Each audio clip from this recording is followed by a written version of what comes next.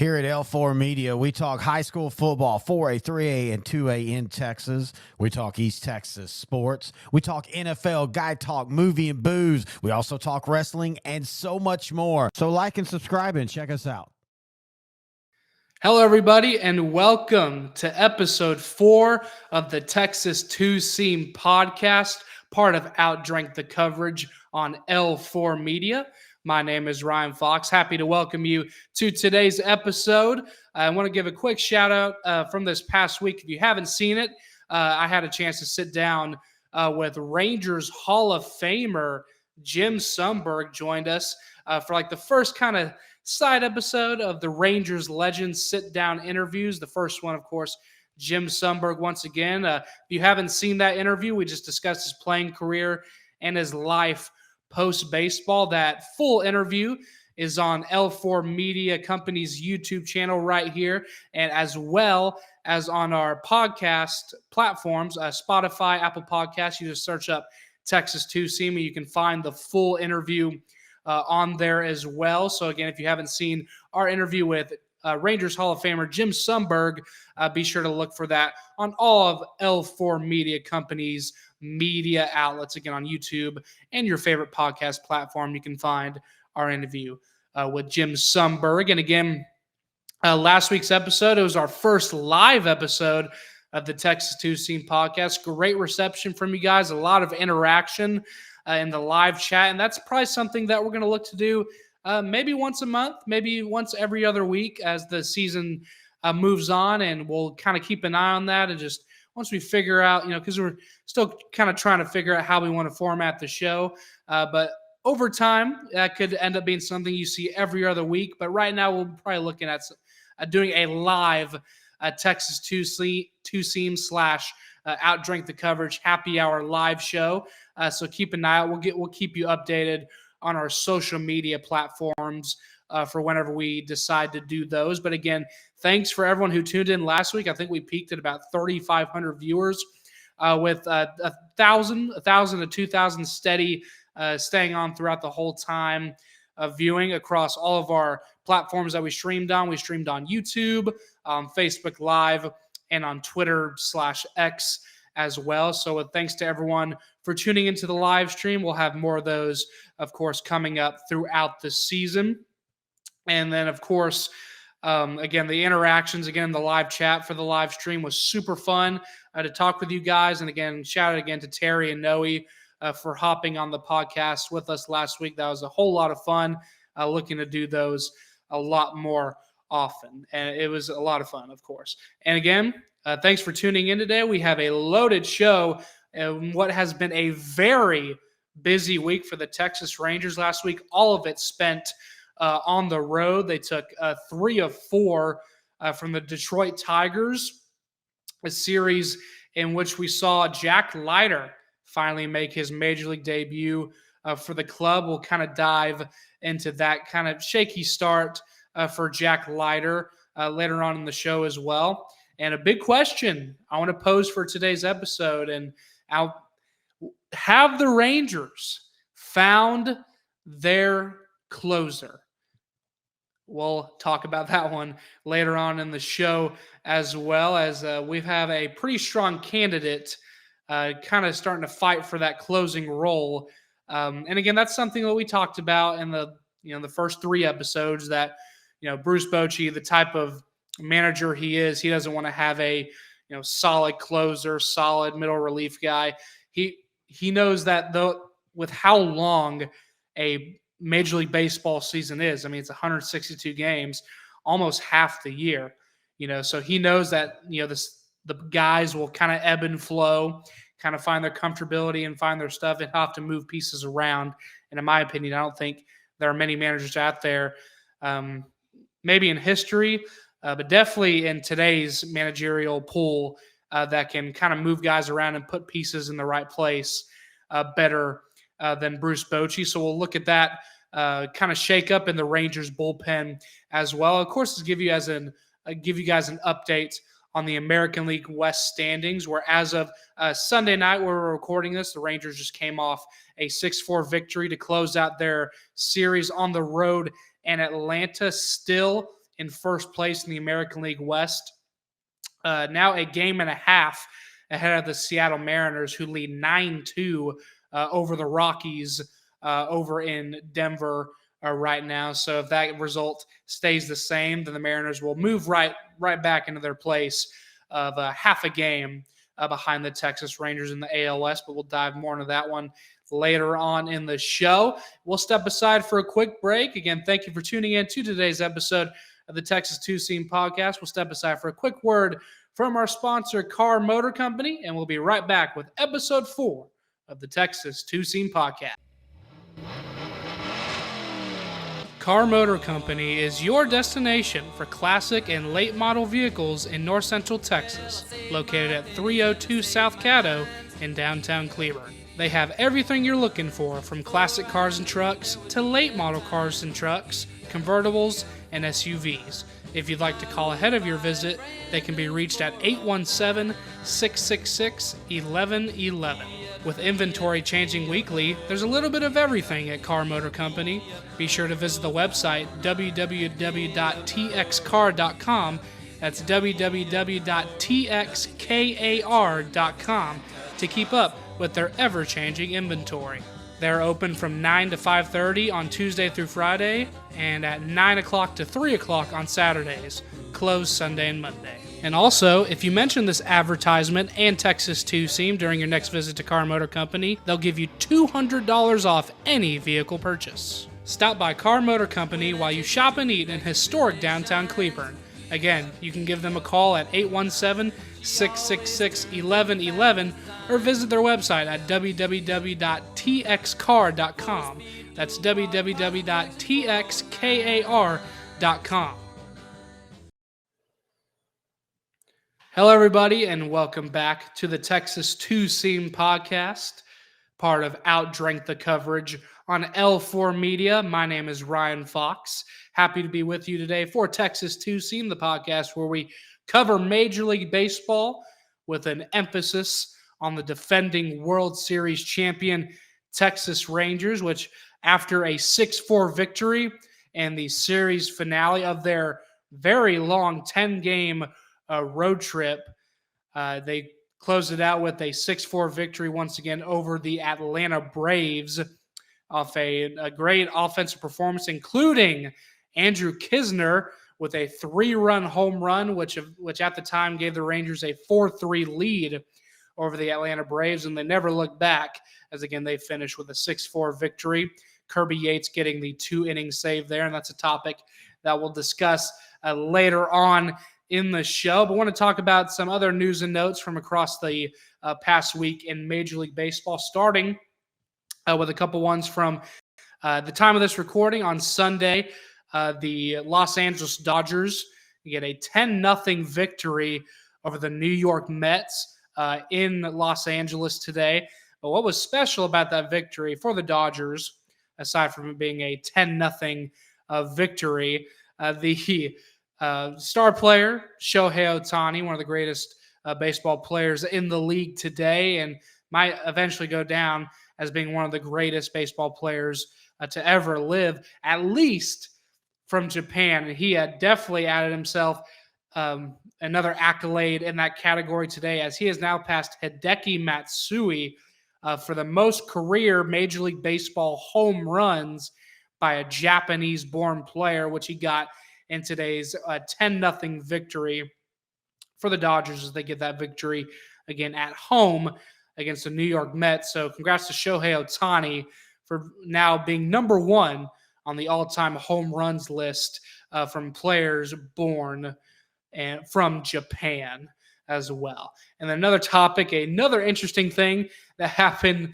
in today's doubleheader, were the Seattle Mariners, who will actually be coming to Arlington starting Tuesday night, which will start a 9-game homestand for the Texas Rangers. They are currently in their game finale of their road series against the last place in the NL West, where the aforementioned Dodgers sit atop in the NL West.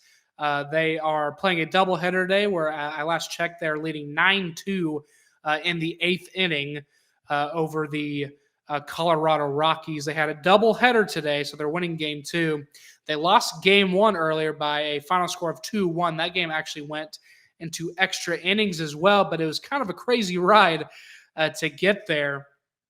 So the game was scoreless. It was 0-0 heading into the bottom of the 9th. And with 2 outs, it was an absolutely crazy deal.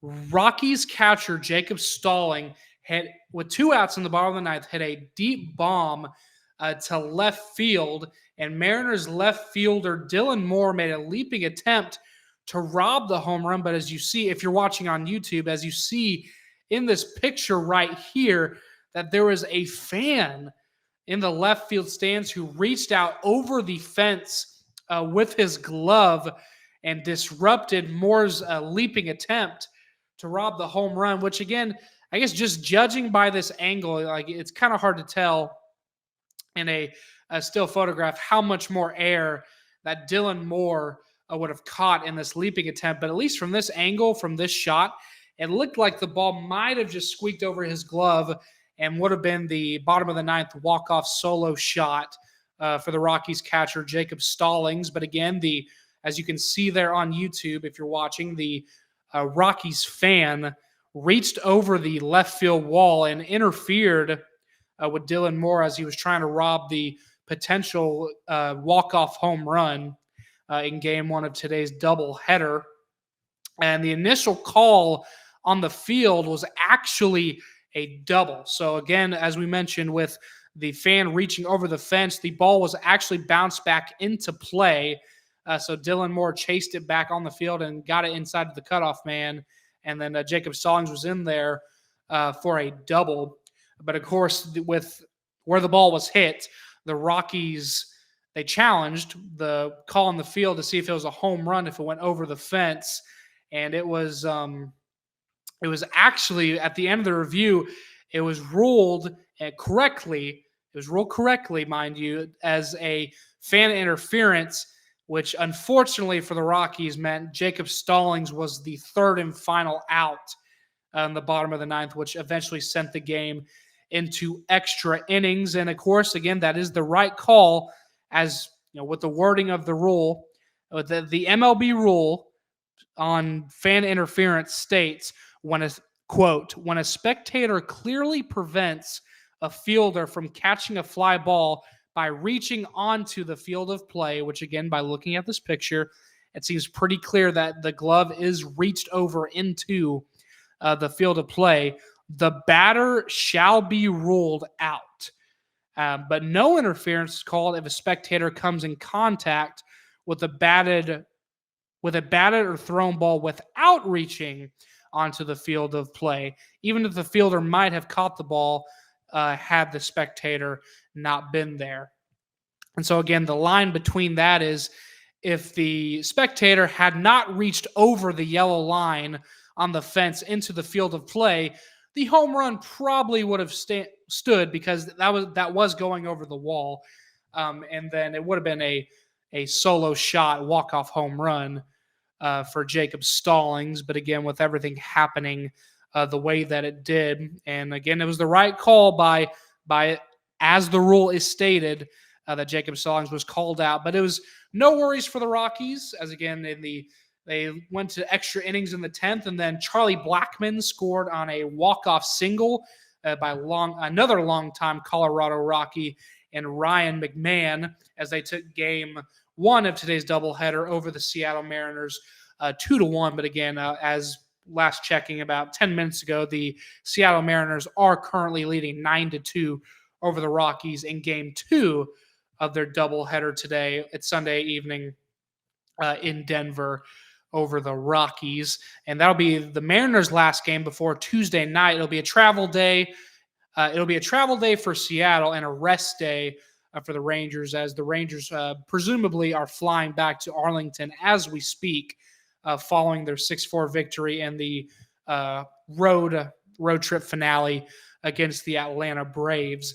And then, as expected, what you would think that the Mariners in Denver will probably rest tonight and fly into Arlington on Monday morning, make their preparations for Tuesday night's series opener against the Texas Rangers at Globe Life Field in Arlington. So again, a cool thing there. Not something you see very often with fan interference. Again, the right call as stated by the rule, but again, didn't deter the Rockies very much, as again they went on to still walk it off the very next inning in extras off a Ryan McMahon walk-off single. And now back on the topic of the Texas Rangers, specifically looking back at their second of their 3 series road trip, which started in Houston, then Detroit, and then just wrapped up tonight in Atlanta. Going back to that Detroit series, it was a 4-game series at Comerica Park out there in Detroit, where the Rangers took 3 or 4 in that series against the Tigers. And then looking at that, part of that series, a huge headline, which went into Thursday, which was the series finale of that 4-game series in Detroit, was the Major League debut of Rangers' first-round pick from just a few years ago, Jack Leiter, and it did not go very well. He went 3 2/3 innings, giving up 8 hits, 7 runs, and had 3 strikeouts as well as 3 walks. So not the most, I guess what's the right word? The most, glaringly glamorous, not the most glamorous of starts for one of the top Rangers pitching prospects, if not the top pitching prospect for the Rangers in Jack Leiter. And again, that poor, performance in his debut. Again, it was his first start at the majors. He was undoubtedly, the nerves were there. There's no doubt about that. But again, not the hype surrounding this kid. I mean, he's just a year older than me. He's got a lot of baseball left in him. Hopefully, knock on wood, barring any injuries. But I think he'll have another chance to come back and redeem himself later in the season. But again, that kind of start, giving up 7 runs on 8 hits against the Tigers, who statistically are in the bottom 5 of most offensive categories in Major League Baseball. And it wasn't just Leiter. There were some runs given up in that series by Rangers pitching, mostly relief pitching.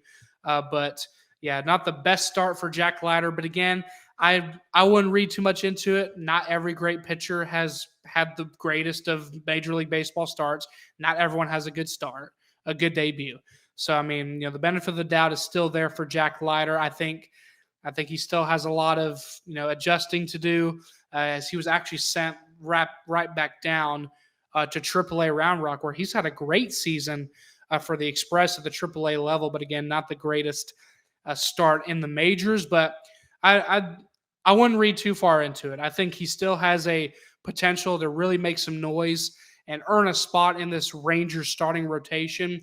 Maybe not this season, but hopefully the next couple seasons, as that's probably the plan that Chris Young and this Rangers front office staff has expectation-wise for Jack Leiter. But he was sent back down to AAA Round Rock, and they brought up Owen White, who has had a solid outing so far at AAA Round Rock. Didn't have the greatest spring for the Rangers. That's why he didn't initially make the Major League roster, but he will be moved up.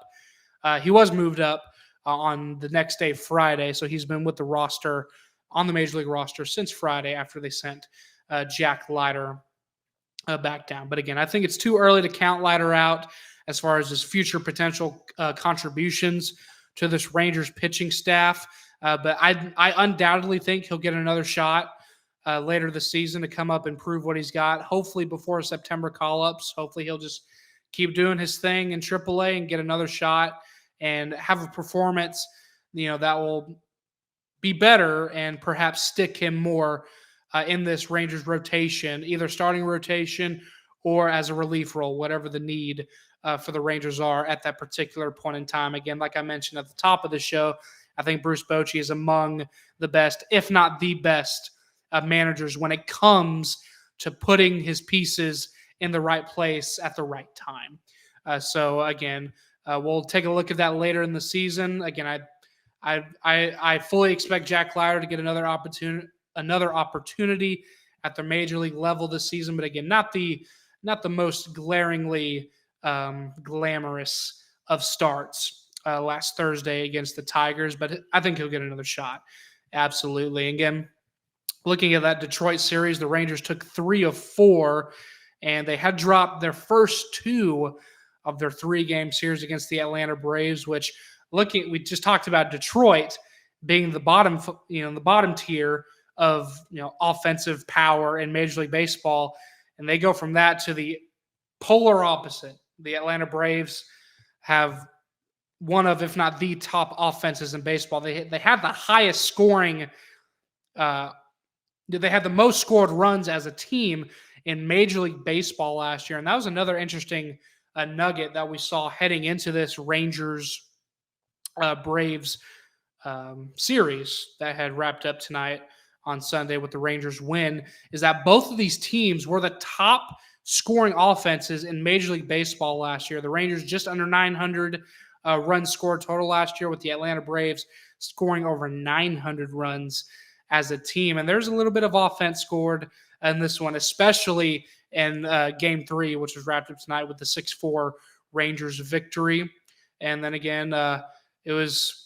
Again, the Rangers dropped the first 2, but again, it's nice to get the win to close out this road trip, especially against a very high-powered offense. And again, probably, as they've been the last 3 or 4 years, one of the favorites to make the World Series, or at least the NLCS, on the championship series on the National League side in Major League Baseball for the Atlanta Braves. So that's something that could be a potential future matchup. As far as the postseason goes. And who knows? The Rangers are the defending World Series champions. The Atlanta Braves have one of the best offenses and a really solid pitching staff as well they have over there in Atlanta. So could that be a potential rematch? Who knows? It's a long season. We'll just have to see how it goes. But again, the Rangers get the win in the series finale by a final score of 6-4. And then they'll be heading for a 9-game homestand starting Tuesday night, with a 3-game series against the Seattle Mariners starting on Tuesday night. And then another awesome deal from this past week for the Rangers was the return of Nathaniel Lowe, the Gold Glove first baseman for the Texas Rangers, made his return on Saturday night, and the Rangers lost to the Atlanta Braves, but he came back.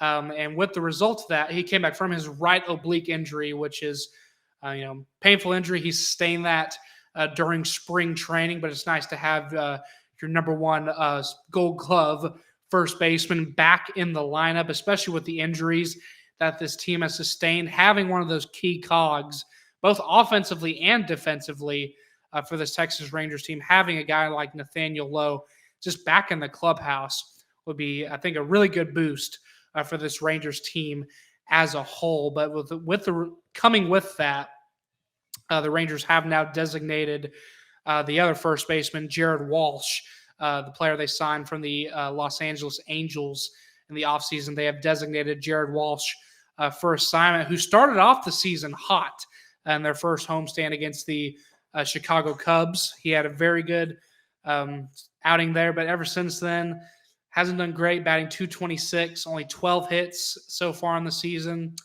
with 7 RBIs and 9 runs scored. They've designated him for assignment. So, of course, best of luck to Jared. Of course, he gave his full effort with the Rangers while he was here. Hopefully, he'll get another opportunity, get picked up by another major league club, and just keep doing his thing. But again, the Rangers, with Nathaniel Lowe's return, have now designated Jared Walsh for assignment. Another bit of news for the Texas Rangers, Jonah Heim being put on the Major League Baseball bereavement list following the passing of his mother-in-law. So, of course, thoughts and prayers out there go to Jonah as him and his family deal with the passing of his mother-in-law. And with the MLB bereavement list, the minimum amount of time you can spend on that is 3 days. So he will be eligible to return starting Tuesday if he chooses to do so. Of course, right now he probably wants to spend as much time with his family as possible as they go through this tough deal, just losing a member of the family. It's never an easy thing to deal with. I'm sure that's something that a lot of us have dealt with firsthand. So we will bereavement list starting on Tuesday, which again is when their 9-game homestand and their 3-game battle Mariners starts on Tuesday night. So in the meantime, Andrew Kisner, as we mentioned today, had his first home run as a Texas Ranger, which was a 3-run home run in the sixth or 7th inning, which put the Rangers up 4-3. Again, the Rangers never looked back. They never lost that league, as again they've finished the game 6-4. But Andrew Kisner gets his first home run. He is now the number 1 catcher on the depth chart until Jonah returns. And with that as well, the Rangers have called up Sam Huff from AAA Round Rock just to have that catcher depth until Jonah Heim elects to return from the bereavement list. And so moving on, a question that I posed at the top of the show: have the Texas Rangers secured their closing spot?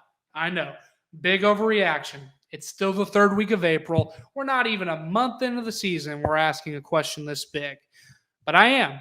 And I think it's for very good reason, too. Kirby Yates, again, for the 3rd outing in a row, has recorded a multi-inning save when she came in with runners at the corners and 2 outs in the bottom of the 8th in tonight's game against the Atlanta Braves. Gets the final out in the 8th and gets all 3 outs in the bottom of the 9th as well to secure the Game 3 victory for the Rangers. Now, listen, Kirby Yates, so far this season, he's 2-0, a 0 ERA in all of his outings so far this season. Struck out 10, no walks, 3 of 3 in save opportunities, which have been in his last 3 appearances, and all 3 of those saves have been multi-inning saves. And again, he has only given up 2 hits all season long up to this point, and he's 2-0 to boot. So have the Rangers secured their closer, at least for now? I think they have. Just tell me what you think in the comments below on YouTube. Is Kirby Yates, has he solidified himself as the Rangers starter this early in the season? And what does that leave? And the other question, where does that leave Jose Leclerc? Now, Jose Leclerc, after he started the season as the Rangers closer, and I think he earned that, especially with how well he pitched during the Rangers postseason run last year, particularly in the road games, where, of course, the Rangers went 11-0 in road postseason games last year en route to their World Series championship. And Jose Leclerc was a big part of that. So I think coming into this season, solely based on that, he had earned that closing spot, and it was his to lose. But has he lost it already? Now, starting at closer, he had not done very well. He given up a lot of runs, a lot of walks, and actually had an ERA up to 15. Not very good for a guy that you want to be at least more consistently than others in that closing spot. Now with that, Jose Leclerc since Kirby Yates has kind of scooted over to that closing role more consistently over the past week or two. Jose Leclerc has kind of been moved into that middle relief role, and he's kind of thrived there. I think he's starting to find his stuff a little bit. Now, the walks are still an issue, but I think he's starting to build a little bit more confidence and starting to find his stuff kind of game by game. In his last 3 appearances following Sunday night's victory, in his last 3 appearances, he's done well. He's only given up 2 hits and hasn't given up any runs in his last 3 starts, which is 4 total innings pitched. So Jose Leclerc, depending on how Kirby Yates does throughout the season, Jose Leclerc, if he continues to do well, they could kind of start battling out for that, solidified closing role. Again, we've said it a million times with Bruce Bochy's managerial style. Does he really need a solidified closer? Who knows? But at this current point in the season, with how Jose Leclerc's start was in that closing role and how Kirby Yates has pitched since day one of the season, not giving up a single run so far with 2 wins, 10 strikeouts, no walks, 3 of 3 in save opportunities, I think as of now, as of April 21st, he has earned that role as the starter, or I'm sorry, as the closer for this Rangers bullpen, at least for now. And that could change as well with Josh Sborz.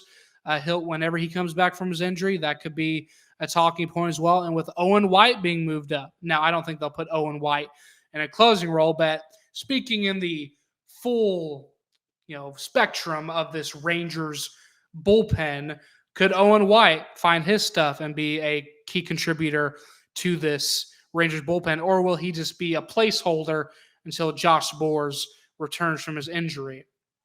We'll have to see how that plays out as the season rolls on. But again, the question posed, has Kirby Yates earned his role as the starter as the closer, as the closer for this Rangers bullpen? Let me know in the comments below. I personally think he's working his way there, and as of now, I think it's his. And especially if Jose Leclerc keeps doing pitching as well as he is in that middle relief role, maybe late innings role, the bullpen guy right before the closer role. I could see Kirby Yates, solidifying his spot as the closer for this Rangers bullpen. But we'll see how that develops as the season goes on. But Kirby Yates, man, a guy you picked up.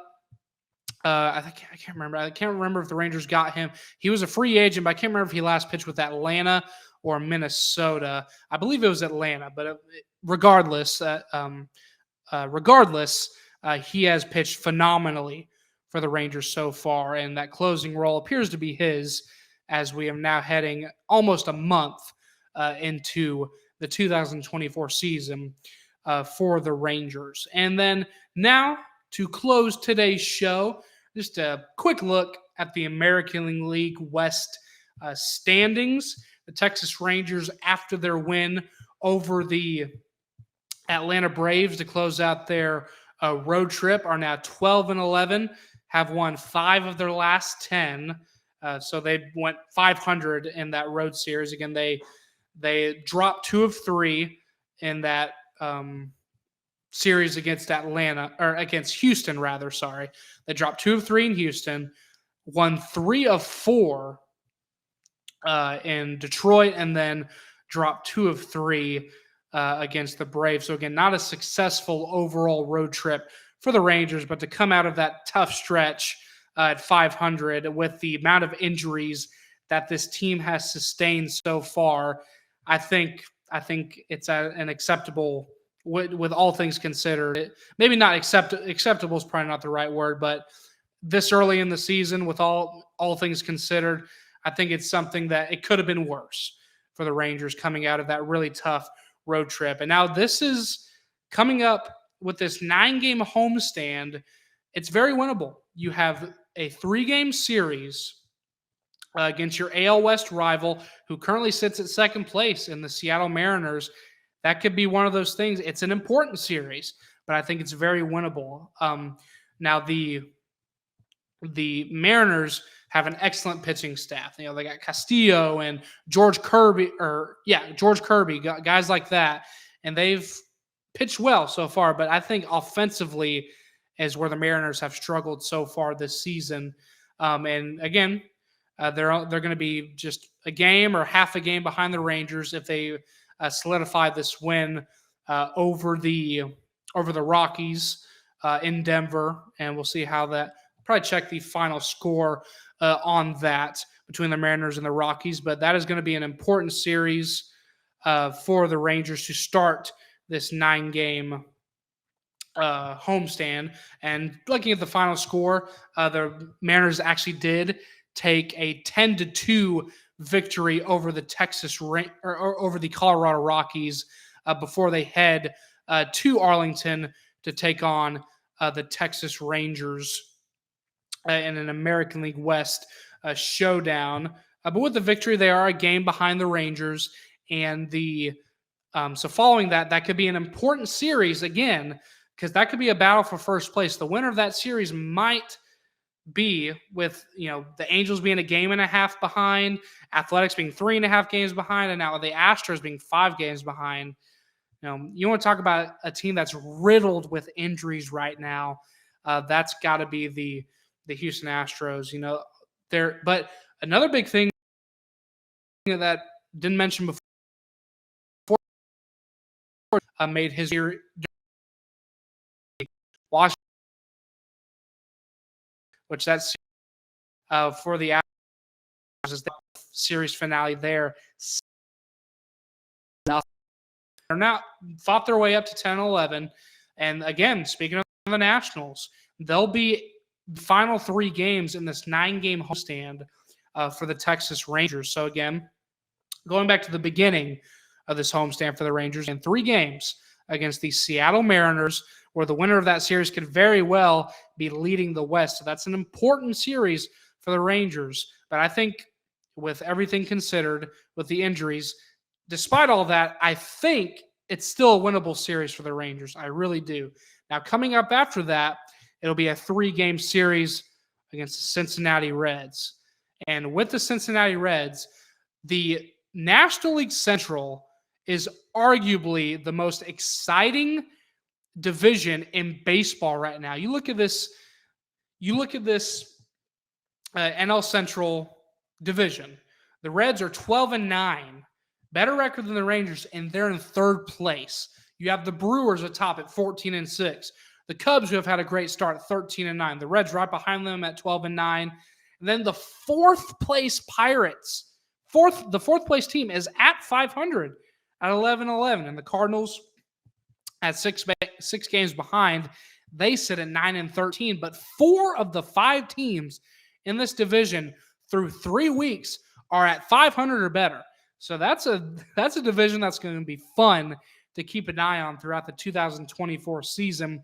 But again, just taking all that aside, looking at the Reds themselves, they're a young, fun team, man. They arguably have one of the most electric young players in Major League Baseball, in Elly De La Cruz, who's had a great start for the Reds this season. He'll be probably the biggest weapon that the Rangers will have to overcome when the middle 3 games of this 9-game homestand. Again, the Reds improved to 12-9 on Sunday afternoon with a 3-0 win over the Angels, of course, one of the Rangers' American League West rivals as well. And for the Cincinnati Reds, they'll be going they'll be back home, or they're staying at home as they just play the Angels at home for the series there. They'll be welcoming in the Philadelphia Phillies. The Phillies NL East, NL Central battle there. That'll be fun. I think if I was a betting man, I'd probably take the Phillies in that series.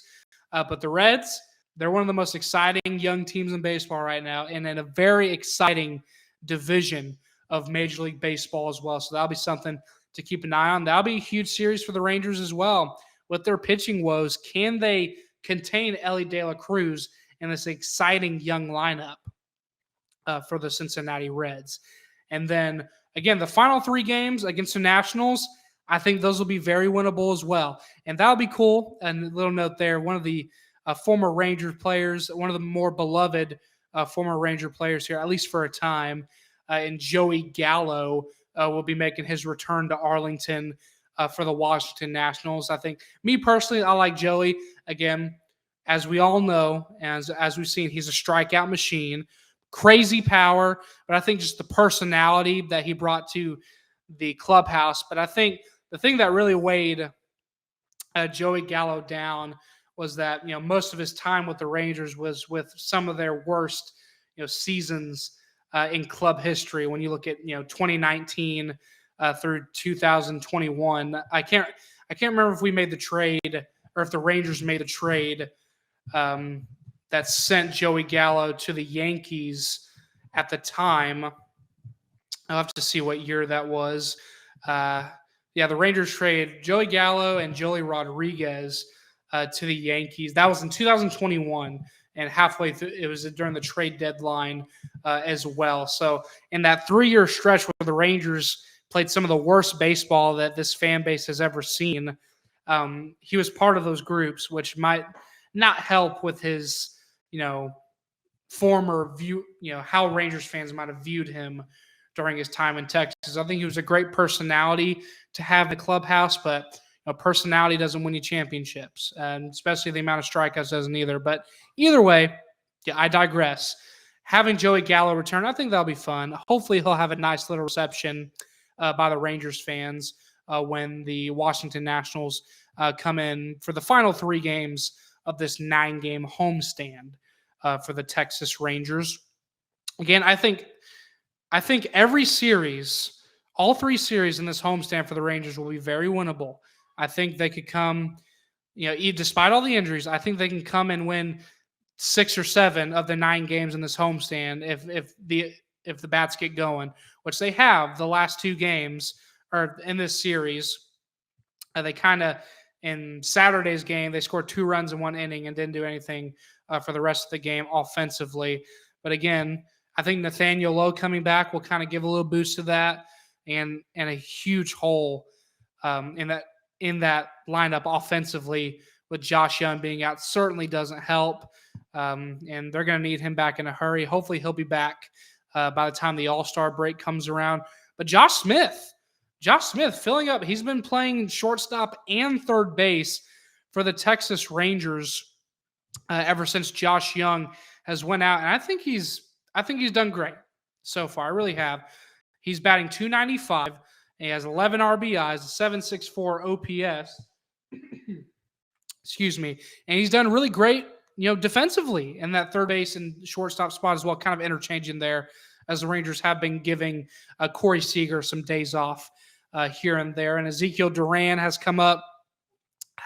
You would have liked to see better from him since he's been called up to the major league level. But Josh Smith, despite Josh Young being out, has done great, especially offensively for the Rangers.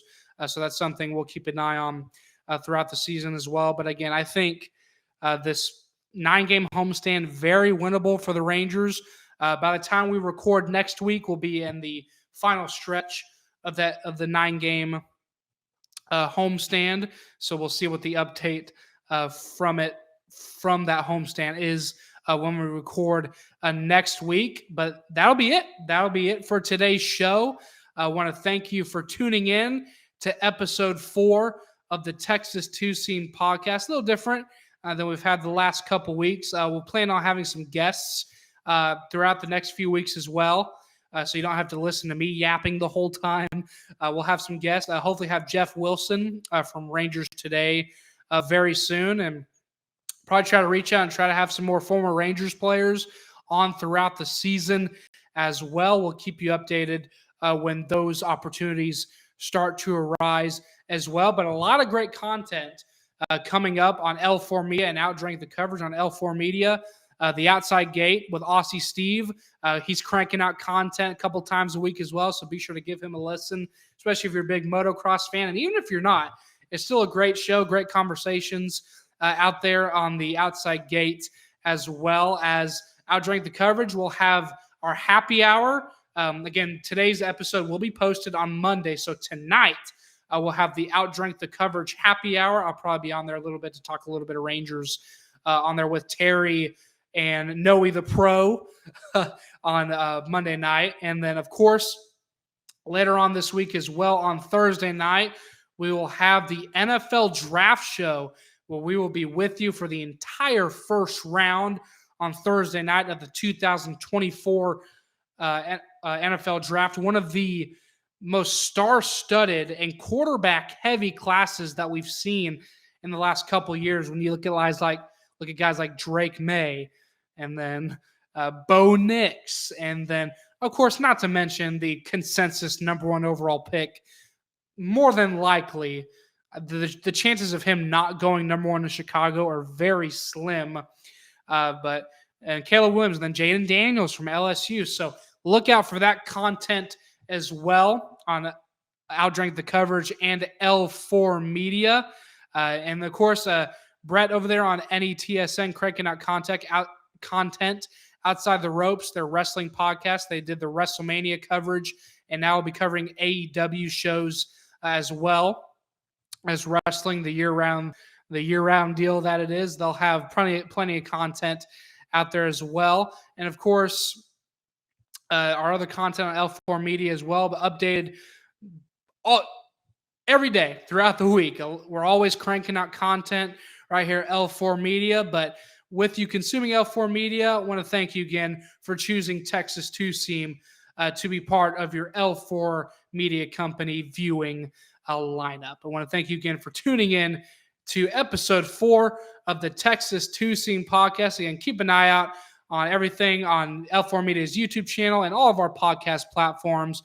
We're cranking out content for you guys each and every day throughout the week. So be sure to stay tuned in, subscribe, and like the video below. Comment with any questions that you might have. We can get to them next week. And also, one more thing, be sure to join the Texas Rangers fans only Facebook page. It's one of the fastest growing Rangers communities on the internet. I think we're very close to 9,000 members of that group as well. And we'll post your weekly updates about the show where you have a chance to put in your questions, which we can get to your fan questions at the end of each segment on each episode of the Texas 2 Seam podcast, especially when we do our live shows. We can interact with you live as well. So be sure to join the Texas Rangers fans only Facebook page. Again, we will have that linked below. And be sure to follow Texas 2 Seam, L4 Media, and Outdrink the Coverage on all the social media platforms, which again, we'll be listing in the description below on both YouTube and on your favorite podcast platform. Again, I want to thank you again for tuning in to episode 4 of the Texas 2 Seam podcast. We'll see you across all of our content on L4 Media, and we'll see you next Monday on the Texas 2 Seam podcast. Again, one more shout out to our sponsor, Car Motor Company in downtown Cleveland. As you've seen on the ticker below, you can reach them at 817-666-1111 or online at www.txcar.com. That's www.txkar.com. We'll see you next week, everybody.